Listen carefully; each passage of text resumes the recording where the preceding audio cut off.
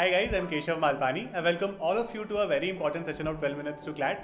3 महीने से कम बचे हैं अपने एग्जाम में और सब लोगों को ये चिंता है कि भाई मोटिवेशन कहाँ से लाएं। मॉक टेस्ट में नंबर कम आ जाते हैं, अगला मॉक टेस्ट देने का मन ही नहीं करता, कभी कभी पढ़ने का ही मन नहीं करता। कुछ चीज़ें ऐसी है जो इतनी ज़्यादा डिफिकल्ट है दैट वी फील कि अरे नहीं करे तो ही बेटर है, राइट? क्योंकि हम उसको इग्नोर करते रहते हैं। जैसे फॉर एग्जाम्पल मैथ्स हो गया या फिर क्रिटिकल रीजनिंग हो गया, करंट अफेयर्स हो गए, हमको ये चीज़ें अच्छी नहीं लगती करनी। एंड एज ए रिजल्ट क्या होता है कि हमारा मॉक टेस्ट में या सेक्शनल टेस्ट में नंबर कम आ जाते हैं और कई बार तो हम करना ही नहीं चाहते इनको और हम डीमोटिवेटेड ही रहते हैं ड्यूरिंग द प्रिपरेशन। जैसे जैसे एग्जाम की डेट पास आती रहती है ये डीमोटिवेशन एकदम स्ट्रेस एंग्जाइटी का मोड़ ले लेता है और वो इतना ज़्यादा डिफिकल्ट हो जाता है कि हम लोग एग्जाम एकदम लो मोराल के साथ जाते हैं और हम जनरली अच्छा नहीं कर पाते। इस पर्टिकुलर सेशन में कुछ एक ऐसी चीज़ें डिस्कस करते हैं जो शायद आपको एक पर्सपेक्टिव देंगे। They will also help you understand as to how should you look to the exam और क्या क्या चीज़ों पर हमको कॉन्सेंट्रेट नहीं करना है। मुझे लगता है कि मेजरली जो लोगों को बहुत ज़्यादा टेंशन होती है कि यार एग्जाम होगा कैसे, कैसे कर पाएंगे, नहीं हुआ तो क्या होगा, उसका सबसे मेजर रीज़न ये है that you are thinking too much about the exam on December 3 और December 10 और whenever you are going to write your exam। अभी हम लोग उस डेट की बात क्यों सोच रहे हैं, वो तो अभी उसके लिए तो प्रिपरेशन करना बाकी है।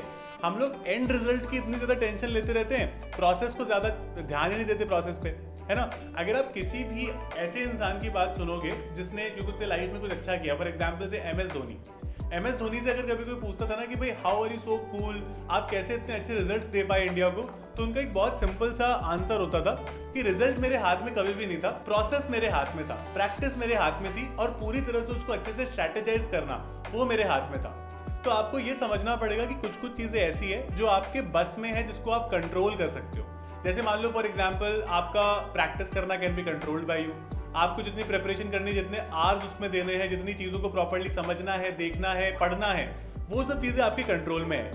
अब एग्जाम जो आपका फाइनल, जो भी आपका कितने भी स्कोर आएगा, जो भी आपका रैंक आएगा ना, that is a result of a lot of other factors also जो आपके हाथ में नहीं है। कि मान लो अगर अल्टीमेटली मेरे मार्क्स कितने आएंगे, मैं अगर अभी से वो एंटिसिपेट करने लग जाऊंगा on the basis of my mock test score, that does not make a lot of sense, because मेरे पास अभी और समय है मॉक टेस्ट करने के लिए। मैं अगर ये सोचूं कि यार उस दिन मेरी तबीयत खराब होगी तो क्या होगा, क्योंकि मेरे को तो एग्जाम से डील करना नहीं आता। क्योंकि कई लोगों के साथ ये होता है, हम लोग इतना स्ट्रेस लेते हैं कि एग्जाम के दिन या उससे एक रात पहले हमारी तबीयत खराब हो जाती है, बुखार आ जाता है हमको। इतना स्ट्रेस नहीं लेना, ये कोई लाइफ एंड डेथ थोड़ी है, लाइफ की पहली अपॉर्चुनिटी है, ठीक है। ये बहुत बार कहा जाता है कि अगर आप किसी एग्जाम में, कई बार ऐसा होता है कि हमें लगता है कि हम तो फेलियर हो गए, हमें तो आगे आता ही नहीं है। So you never fail in an exam, either you succeed or you learn something for the next time. तो इतना ज़्यादा प्रेशर मत लेकर चलो कि मेरा इस बार भी नहीं हुआ, या फिर अगर आपका पहली बार है तो मेरा नहीं हुआ तो मैं क्या करूँगा या क्या करूँगी। कभी 18, 19, 20 साल के बच्चे ना फेलियर नहीं होते लाइफ में, किसी भी एज में आप फेलियर नहीं होते हो, है ना। बहुत सारे नए एवेन्यूज मिलते हैं, बट ये आपकी पहली अपॉर्चुनिटी है। इस पर काम हम बहुत अच्छे से करेंगे क्योंकि हमारा जो नेचर है ना, या हमारी कैरेक्टरिस्टिक्स हैं, वो डिफाइन करेंगे कि हम आगे जाकर क्या करेंगे। अगर आपकी ये कैरेक्टरिस्टिक है कि भाई आप आलसी हो, आप बहुत ज़्यादा चीज़ को प्रोक्रेस्टिनेट करते रहते हो, तो फिर हम लोग लाइफ में जनरली अच्छा क्यों नहीं कर पाते, क्योंकि हम लोग की आदत ही वो बन जाती है, हम हर चीज़ को ऐसे करते हैं। लेकिन अगर आप इस चीज़ के लिए मेहनत कर रहे हो और तो भी रिजल्ट अच्छा नहीं आ रहा ना, तो कोई प्रॉब्लम नहीं है, मेहनती आदमी कहीं भी नहीं रुकता, ठीक है। वो जेन्युइनली अच्छा कहीं ना कहीं जाकर करता ही करता है। कभी कभी ऐसा होता है कि हम 1 शॉट, 2 शॉट, 3 शॉट हमारे सही नहीं लगते, but ultimately definitely going to work at the end of the day. So the most important thing that I would like to divert your attention towards is please take one day at a time। ये मत सोचो कि मेरे को अगले 20 दिन, 25 दिन, महीने भर, 2 महीने में क्या करना है। एक नॉर्मल सा टारगेट हो सकता है हमारे दिमाग में कि भाई मेरे को इतना मॉक टेस्ट स्कोर तक पहुंचना है, लेकिन उसको मैं कैसे पहुंचूंगा अगर मैं अपने आज की टास्क पूरी करूंगा। अगर जो मेरे को आज बेसिक 4 टास्क करनी, चाहे वो करंट अफेयर का रिविजन हो, चाहे वो मान लो न्यूज़पेपर पढ़ना हो, प्रैक्टिस हो, you have to understand this is a practice based exam. देखो हम लोग कई बार बहुत परेशान हो जाते हैं, लेकिन हमको अंदर से पता होता है कि we are not responsible enough, है ना। हम लोग रिस्पॉन्सिबिलिटी नहीं लेते अपनी प्रिपरेशन की। हम लोगों को कई बार लगता है कि ठीक है जैसे चल रहा है चलने दो, बाद में देख लेंगे, कर लेंगे, उसको पोस्टपोन करते रहते हैं, प्रोक्रेस्टिनेट करते रहते हैं।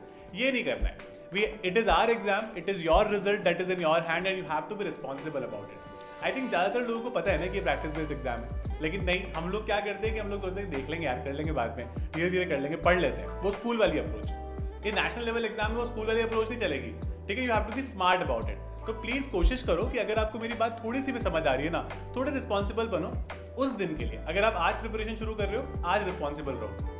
अगले दिन वापस आप अपनी प्रिपरेशन को शुरू करोगे, उस दिन के लिए रिस्पॉन्सिबल रहो। तो एक शॉर्ट टारगेट्स बनाओगे ना, उन टारगेट्स को मीट करना आसान होता है क्योंकि वो मेरे को दिख रहा है। आज का अगर मैं सोचूं कि मेरे को 4 टास्क करनी है, तो मेरे को दिख रही है कि अच्छा ठीक है ये 4 टास्क मैं लिख ले तो मेरे को कौन सी करनी है, फिर मैं उसको खत्म कर लूंगा। मैं अगर ये सोचूं कि भाई मेरे को एक काम करना है कि मैं पूरा मैथ्स, पूरा लीगल रीजनिंग और क्रिटिकल रीजनिंग में थोड़ा नंबर कम आ रहे, तो ये कर लेता हूँ अगले 15 दिन में, फिर मैं करंट अफेयर्स का रिवीजन शुरू कर दूंगा। उसमें क्या होगा, अगर 15 दिन में वो नहीं हुआ तो आपकी अगली टास्क भी शुरू नहीं होगी, क्योंकि आपकी सारी टास्क एक दूसरे पर डिपेंडेंट है।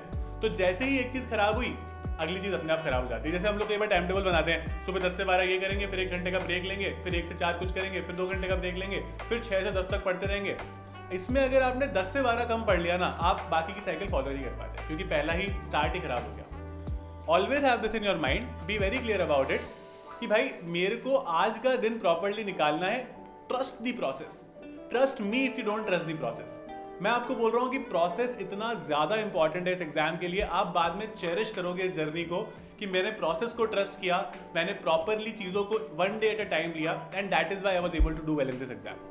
अ लॉट ऑफ पीपल जिनको बहुत ज़्यादा स्ट्रेस, एंग्जाइटी, ये सब चीज़ें होती है, अगर आप काफ़ी समय से पढ़ रहे हो, you can genuinely take a day off also, और उसके बाद आप वापस प्रिपरेशन में आ सकते हो।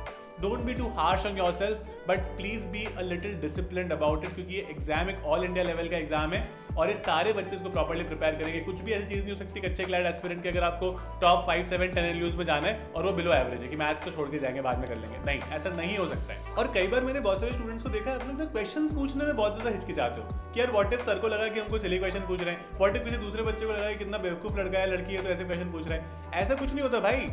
अगर आपका सिलेक्शन हो गया इन फालतू क्वेश्चन या सिली क्वेश्चंस के बेसिस पे, तो ये सारे वर्थ हो जाएंगे, ठीक है। कोई किसी को फर्क नहीं पड़ेगा आपने कभी किसी एग्जाम की तैयारी में क्या क्वेश्चन पूछा था, फिर सिर्फ यही फर्क पड़ेगा कि भाई इस लड़के और लड़की ने बिल्कुल भी शर्म नहीं की, इसको जो दिमाग में आया इसने पूछा, इसने अपने डाउट सारे क्लियर किए, हर चीज का सोल्यूशन ढूंढा, एंड देन ही और she was able to clear the exam.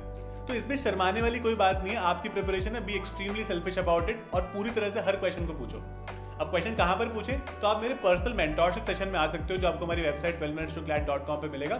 I will be very happy to guide you with respect to all the strategic points, ठीक है। मैं आपको सारे स्ट्रैटेजिक डिस्कशंस करूंगा कि आप क्या गलत कर रहे हो। मैं आपकी प्रिपरेशन को पहले समझूंगा कि आप लोगों ने अभी तक क्या क्या किया है, फिर हम समझेंगे कि आपने क्या गलत किया और उसको कैसे डिफरेंशियल को सुधार सकते हैं हम, ठीक है। I will make sure that we do it really properly. You can go to the website and start preparing from there for me.